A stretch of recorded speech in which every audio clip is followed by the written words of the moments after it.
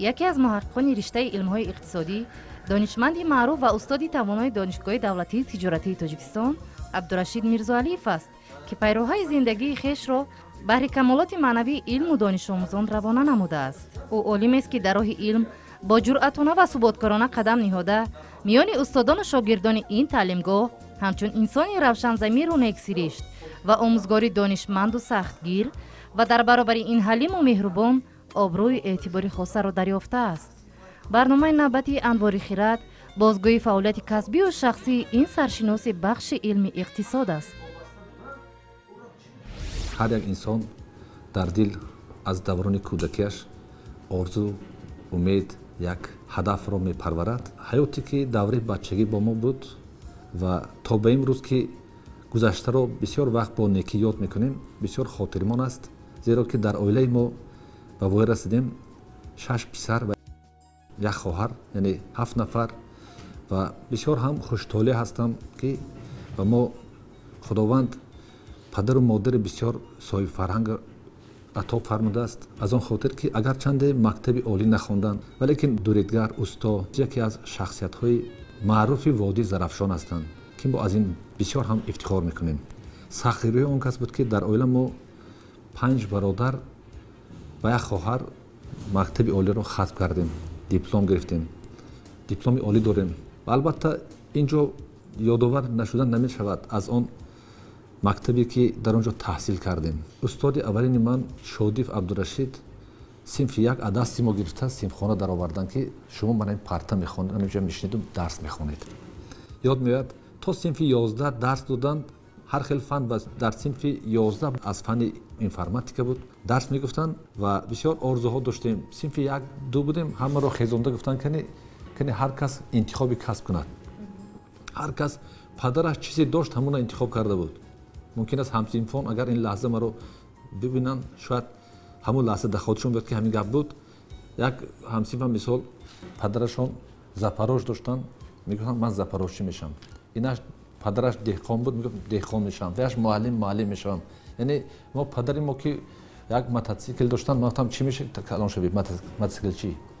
همین خیلی لحظه ها بود. بسیار هم دوره های بود که در اونجا استادای بسیار بزرگ درس دادن. مکتب رقم 6 به نام عبدالسلام دهاتی، این مکتب آوازه‌دار وادی زرافشان ولایت سوخت بود و تا به هنوز بسیار دستپروران این مکتب در سطح‌های تا به درجه اکادمیک، تا به درجه کارمند شایسته و شخصیت‌های بسیار تاریخی هم شده هستند. استاد میرزاعلیف عبدالرشید یکی از انسان‌های نجیب، عالم اصیل، آموزگار ورزیده در دانشگاه دولتی تجارت تاجیکستان سالیان زیاد است که فعالیت میکنند. من نیز یکی از شاگردان استاد عبدالرشید عبدالنبیچ هستم، زیرا به واسطه استاد با ما تعلیم دادگی هستند. سال 2000 که ما ختم کننده دانشگاه دولتی تجارتی تاجیکستان هستیم، یکی از شاگردان استاد نیز به حساب می رویم.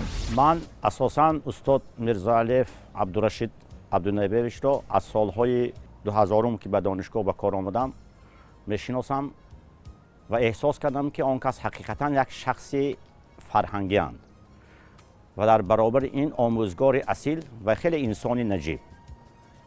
و حقیقتاً من یک چیز را درک کردم که عالم رای خود را دارد و آموزگار رای خود را دارد، لیکن در نهاد این کس من دو چیز را احساس کردم، هم عالم و هم آموزگار اصیل.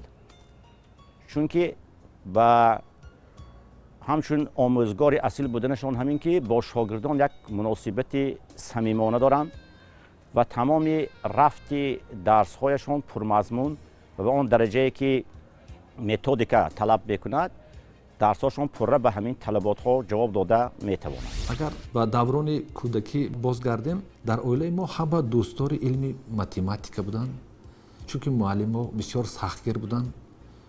استاد بسیار محبوب همگانی که در مکتب 6 تحصیل کردن بابایف اسرار بودن.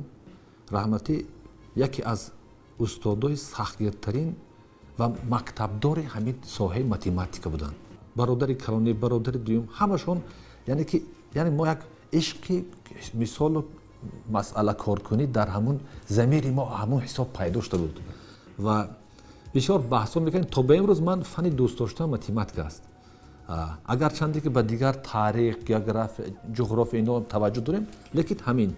لیکن باز میگم که در اویلا اینها که نظم میخواندن روزنامه‌شون بهای 5-4 پر بود، ولیکن در روزنامه من بهای 3 هم بود، بعضا 2 هم بود. چون که من اوقدر از ته دل درس نمی‌آموختم و بیشتر با چی کار مشغول بودم؟ با کار زندگی، با کار خواجگی. یعنی خودم شیرین کرده که من سخت‌تر نپرسند. پدرم که سختگیر بودن، رفته یک گاو و گوساله دیگه سو نیوکره رفته علف آورده و یک زندگی همون طرف خودم شیرین می‌کردم که کمتر گپ شنوم. با وجود همین مکتب تمام کردیم، آمدم دانشگاه تجارت حجت سپاری. پدر گفتن که بچه جان تو بیهوده تجارت میروی، تو دانشگاه آموزگاری رفت. من چرا؟ گفتن تو معلم باید شوی. این نگفتم من نمیخوام، نگفتم بچم تو باید آموزگار شوی. و شاید که همین دعا بود. من هم دانشگاه ختم کردیم از سال 1995 تا به امروز 28 سال می شود که در این دانشگاه با حیث آموزگار از در درجه اسیستنت تا معلم کلان و نامزد علم دوسنت، مدیر کافتر، دکان فاکولته و حالا مدیر کافتر فعالیت دارم که اینم شاید که یک فعال نیک داشت، یک حکمتی داشت. این دعایو بگیم که آرزوهای پدر بودن که بسیار میگفتن که آموزگار میشه. من استاد میرزا علیف عبدالرشید رو همچون یک کارمندی که سالهای طولانی در این دانشگاه کار میکنم از دوره دانشجویی میشناسم. همچون دانشجو بسیار دانشجوی فعال بودند، در کارهای جمعیتیش بسیار خوب شرکت میکردند و در همون وقتا معین بود که میرزا علیف عبدالرشید در آینده یکی از شخصیت‌های معروف، شخصیتی که به جمعیت خدمت میکند، به دولت میسبزد. ما همین خیلی گمان میبردیم و گمانی ما هم درست برآمد. عبدالرشید میرزا علیف 6 اکتبر سال 1973 تولد شده است. سال 1995 دانشگاه دولتی تجارتی تاجیکستان را از روی اختصاص اقتصادیات و اداره‌کنی در کارخانه‌های سودا و خوراک عامه ختم کرده است. بعد ختم دانشگاه از سال 1995 تا 98 در وظیفه‌های اسیستنت کافدرای منیجمنت و حقوق دانشگاه دولتی تجارتی تاجیکستان، سالهای 1998 تا 2003 اسیستنت معلم کلان کافدرای اقتصادیات و تشکیل صاحبکاری، سالهای 2004 تا 2006 معاون دکان فاکولته اقتصادیات و منیجمنت عاید به تربیه، سالهای 2006 تا 2013 مدیر کافدرای منیجمنت و سالهای 2013-2018 دکان فاکولته اقتصادیات و منیجمنت و از نوامبر سال 2018 تا امروز به حیث مدیر کافدرای منیجمنت و مارکتینگ دانشگاه دولتی تجارتی تاجیکستان کار و فعالیت نموده ایستاده است.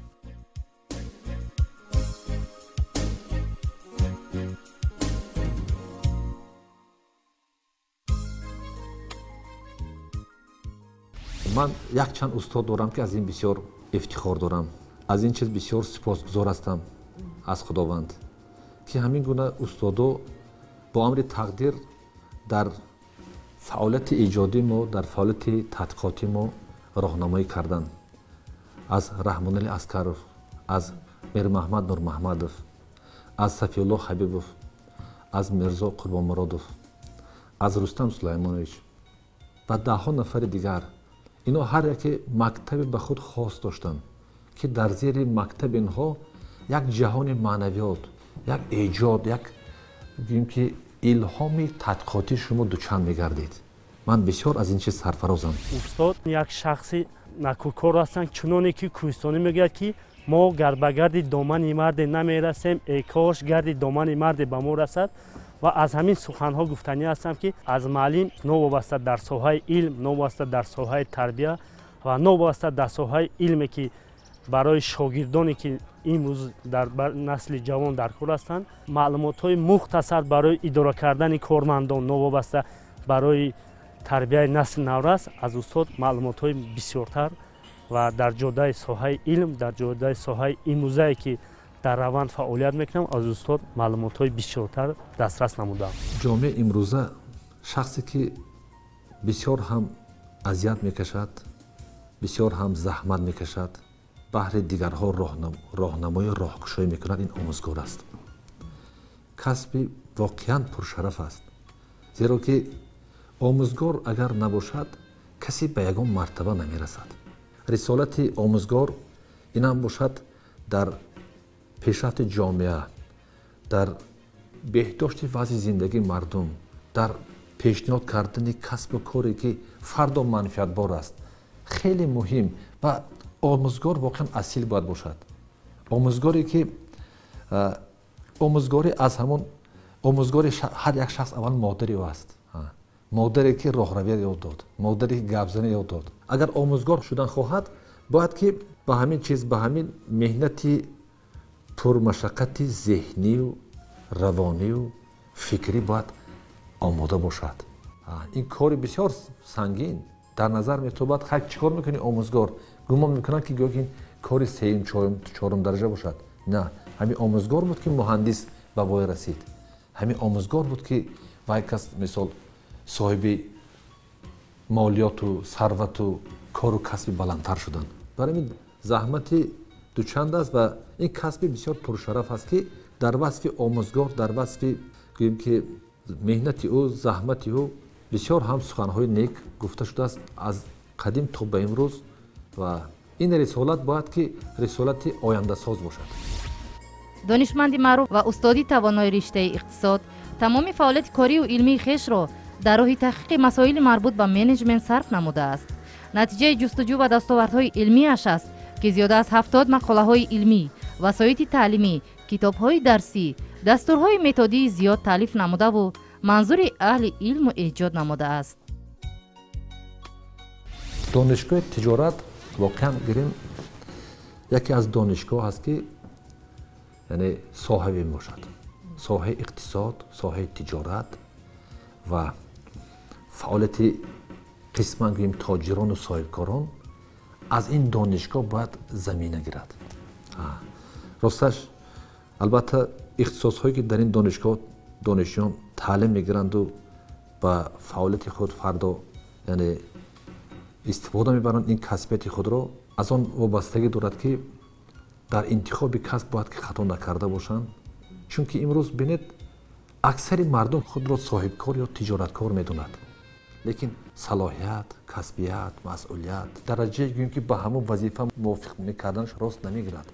از آن خاطر برای این وقتی ما از فنهای گوناگون به دانشجویان درس میگوییم آنها رو بیشتر به کسبیت، بیشتر به استفاده تجربه، بیشتر به استفاده پرینسیپ های درستی کاری. وقتی سر کار آمدن ما که کافه منیجمنت و مارکتینگ از امروز، یعنی ما بیشتر به مدیریت، به راهبری که سر کار داریم و به منیجرهای آینده فقط توصیه میدیم که در کار خود ثابت قدم باشند، استوار باشند، ارادهشان قوی باشد و بیشتر هم مسئولیت شناسی را دوچند احساس کنند و آنها نباید که منفعت شخصی را از جمعیت بالا گذارند و دست جمعی فعالیت، هماهنگسازی کار و فعالیت کلکتیو را باید پایگیر باشند. امروز اگر همین خیلی بینید کشوری که در بازار جهانی رقابت توان و رقابت پذیر است، همونی که کارمندان کسبیش زیاد است.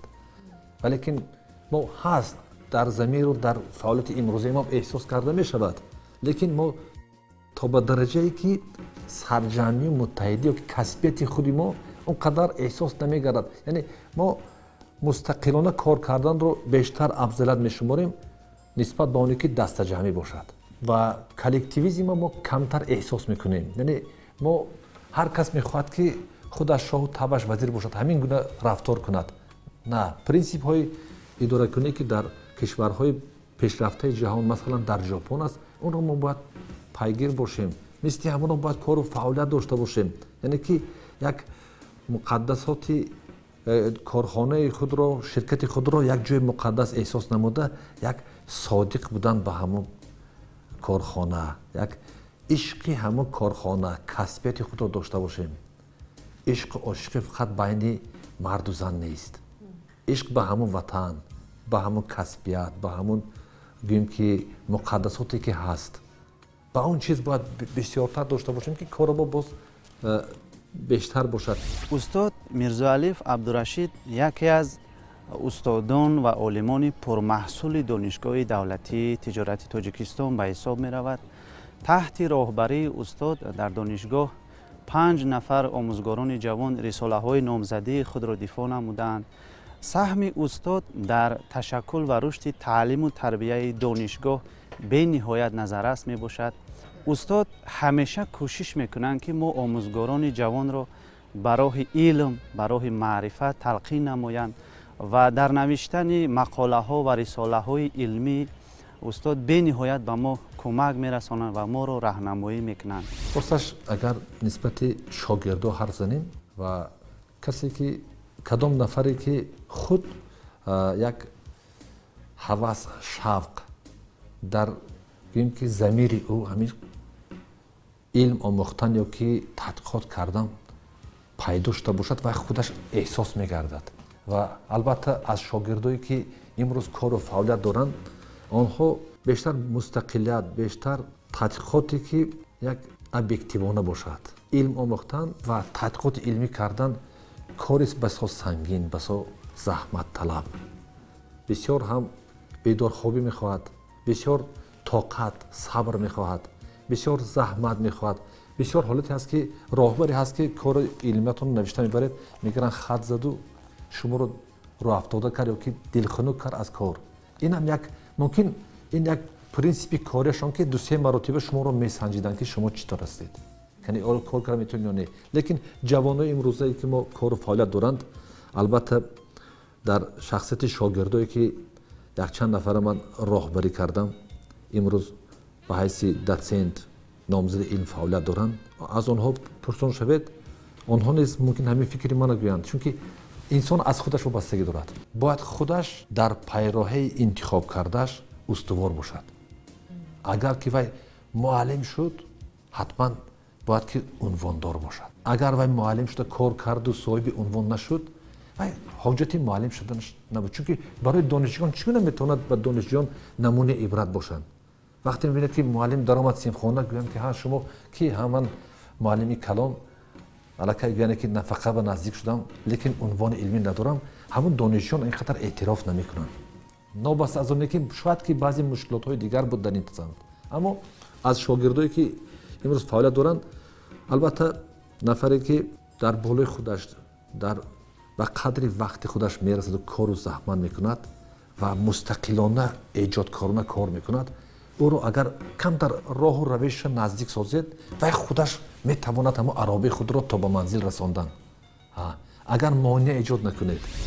عالمی برجسته عبدالرشید میرزاعلی 5 اپریل سال 2005 رساله نامزدیش را در موضوع مانیتورینگ نظام اداره کنی مناسبت‌های اجتماعی مهنتی در شرایط بازار از روی اختصاص اقتصادیات مهنت تحت راهبری دکتر علم‌های اقتصادی پروفسور میراحمد نورمحمدوف با موفقیتانه دفاع نموده سال 2009 با عنوان علمی دسنت کافدرای منیجمنت مشرف گردیده است. درجه علمی دکتر علم‌های اقتصادی را باشد در موضوع اداره کنی رشد اقتدار کادری سودای چکنه در شرایط تشکل اقتصاد رقمی نوشته و حمایه نموده است.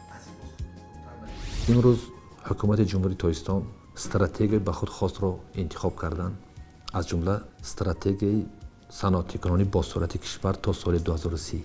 یعنی اقتصاد امروزه ما اگر تحلیل کنیم از 10 سال از 15 سال به کلی فرق دارد. نشان دهنده های میکرو اقتصادی ماکرو اقتصادی ما در سطح گوییم که ضروری قریب آماده رسیدن. اینم از آن گوییم که سطح صنعت، سطح اقتصادیات، سطح اجتماعیات، سطح زندگی مردم بر اعلی احساس کرده می شود. یعنی نمیگوییم که حاضر ما به درجه لازمی و درجه ضروری فعالیت داریم یا که زندگی داریم که شایسته تحسین آفرین ها باشد. نه، حاضر به این نرسیدیم.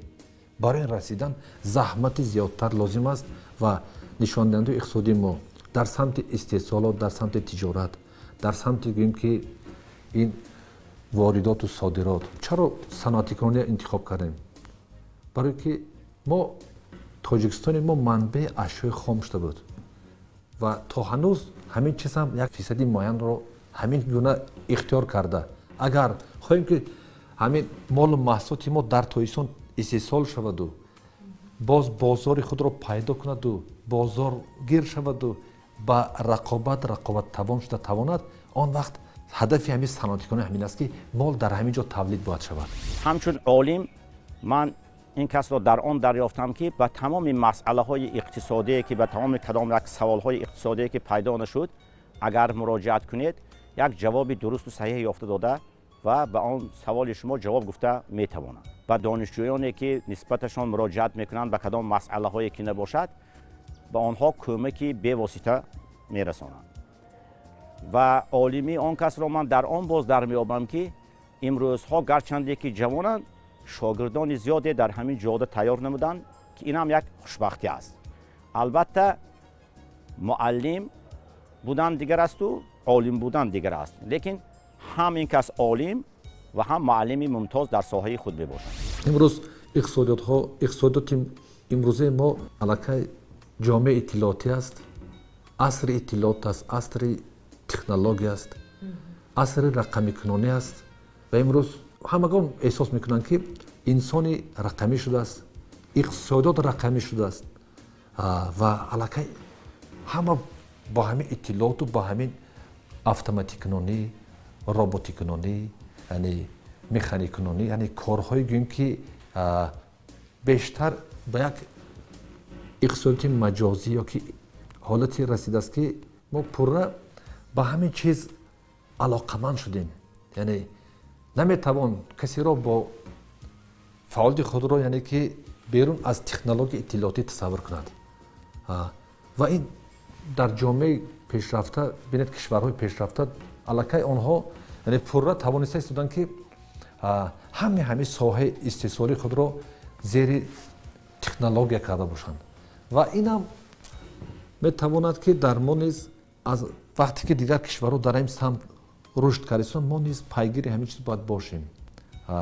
لیکن از تفکر تکنولوژی ما وابستگی دارد، از ذهنیت ما وابستگی دارد. تلفن های موبیلی امروز دستی هم با هست، این به خاطر فقط بازی کردن و فقط ببینیم که تماشا کردن نیست. مردم پیشرفته که تفکرش پیش است با اون تلفن با بیزنس مشغول است، با تجارت مشغول است، با کارهای دیگر با برنامه سازی مشغول است. یعنی هدفمند استفاده نمیبریم. دکتر علم‌های اقتصادی عبدالرشید میرزاعلیف رسالت علمی و آموزگاری خویش را برابر به راه مانده با اصول درس‌گذاری‌های جالب و خاطرمان شاگردان را به سوی علم و معرفت آموزی و دریافت آینده درخشان هدایت می‌نماید. این است که تحت راهبری این عالم دانشمند 5 نفر ساله نامزدی حمایه نموده، 2 تای دیگر نیز در عرفه حمایه رساله‌های علمی نامزدی اند. ما هم سمت اقتصادی مهنت، هم سودای چکنه و هم اقتصاد رقمی را با هم آموزش دادیم و هدف این موضوع در چی بود که آموختن پهلوهای هم نظریوی، هم عملی، هم متدولوژی رشد اقتصادی کادری بخصوص در سودای چکنه. چرا محض سودای چکنه؟ چون که چلی گفتیم دانشگاه ما صاحبی است. ما باید در ساحه سودا کادرهای واقعا کسبی را روی کار مانیم، پیشنهاد سازیم به بازار مهنت. به همین خاطر یک قسمش هم مهنت است، دیگری سودا. و چرا تشکل اقتصاد رقمی؟ چون که امروز علاقه مغازه ها یعنی در آن جایی که تجارت است، سودا است، کار است، در آنجا قریب آدم انسان لازم نیست، یعنی همش اتوماتیک اداره می شود. در بعضی جا در بعضی گویم که مغازه های کلانی که با نام سوپرمارکت و گیپرمارکت و دیگرش فعالیت میکنند، در اونجا علاقه فروشنده یا که بسیار چیزا از جریان کاری دور شدن، چون که همش الکترونی اداره می شود. اینجا اکنون مشکلات اساسی ما در آن است که در همین ساحه کادر لازم است. باز ایجاد کننده مشکلات هم انسان است، برطرف کننده هم.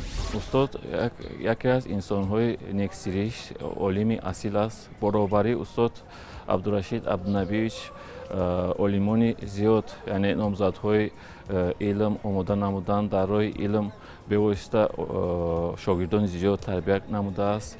در جاده کارهای علمی تحقیقاتی باشد، انسانی دارای мақолаҳои зиёд дар иштирок дар конференсҳои ҳатто байналмилалӣ берун аз ҷумҳурӣ иштирок варзидагӣ ҳастанд.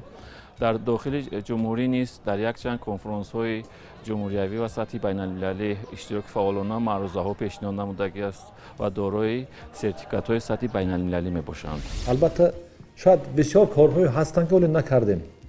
умед аз он дорем ки худованд насиб карда бошад агар боз бо он завқияти баланд, бо як масъулият, бо як гӯем ки эҳсоси муҳаббат ба зиндагӣ, эҳсоси муҳаббат ба амин миллату халқ яъне кор карда бошем ва шогирдое пайдо кунем ки шогирдое ки воқеан вафодор бошанд, садоқат дошта бошанд, ташаббускор бошанд, эҷодкор бошанд. фалсафаи мардуми ҷопон чи аст? мо ҳама узви як оила ва онҳо мегӯянд, онҳо якта принсипи коршунаснӣ мегӯянд ки шумо оиларо эътироф мекунед ё корхонаро? онҳо мегӯянд корхонаро. чаро? мегӯяд ба он хотир ки корхона ҳаст ки ман оиламро таъмин мекунам. барои ман муҳаббати ин донишгоҳ, самимияти ин донишгоҳ бузург аст. доктори илмҳои иқтисодӣ, мудири кафедраи менеҷмент ва маркетинги донишгоҳи давлатии тиҷоратии Тоҷикистон Абдурашид Мирзоалиев аз истиқлолияти давлатӣ, ваҳдату ягонагӣ, шукуфоӣ, ободию осоиштагӣ ва рушди Тоҷикистони азиз шукргузорӣ намуда, шогирдонро ҳамеша ба донишандозӣ, ҳунаромӯзӣ, хизмати содиқона ба ватан, бедории андешаву шуъури миллӣ ва маърифатписандии ҷомеа ҳидоят менамояд.